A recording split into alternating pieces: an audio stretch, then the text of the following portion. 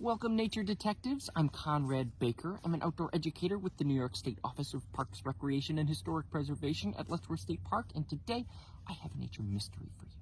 I found this alien-like blob growing out of a dead tree, and I think we can use our nature tools to figure out what kind of living thing this is and how it helps us every single day. We'll use two nature tools to do that, our eyes and our fingers.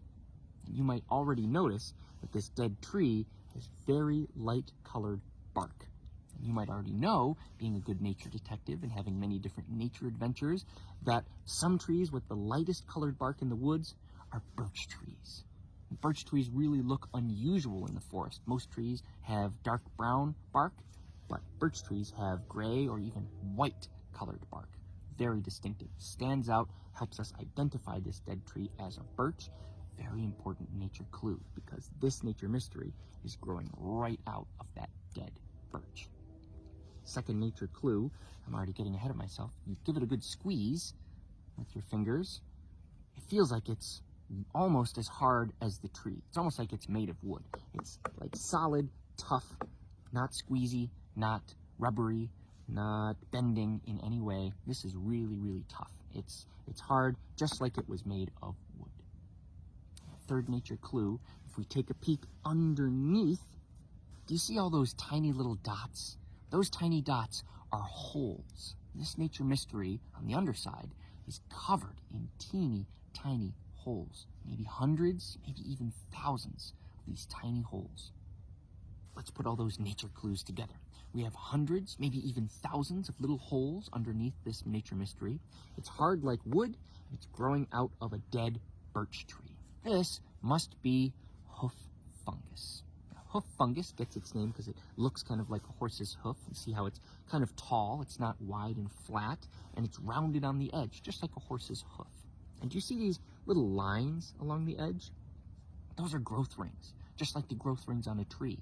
So this individual mushroom has been here for many years already, and will probably be here for about 30 years. As long as there's food for the fungus to eat, it'll be here.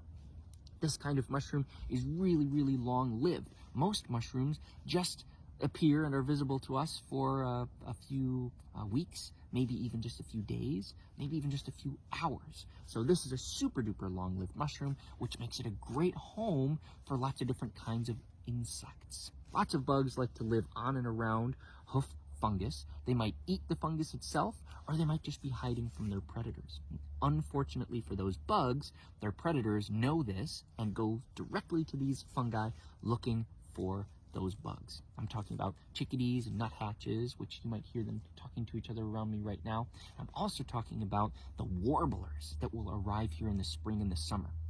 Those warblers are very small insect-eating birds. They need a good food supply for their babies. And those babies, when they grow up, will be important pest control for us humans. All across North America, these warblers help us by eating these little grubs and worms and caterpillars. The bigger and the juicier the grub, the more those warblers want to eat them.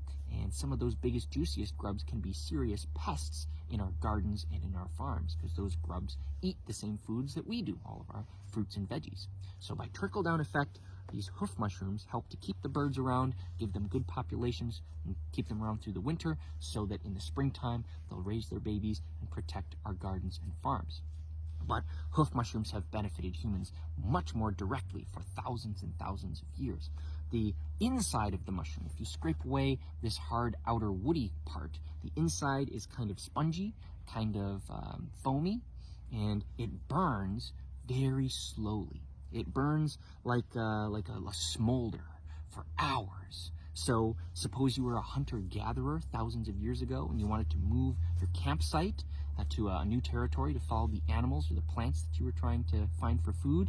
Instead of starting from scratch every time you had to build a campfire, you could have a little bit of burning hoof fungus and carry it with you so that you could use that to quickly start a fire to stay warm or to cook food.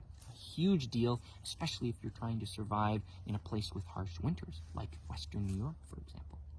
And hoof fungus is useful to this very day to human beings because that spongy inside is also really useful for absorbing fluids, just like sponges.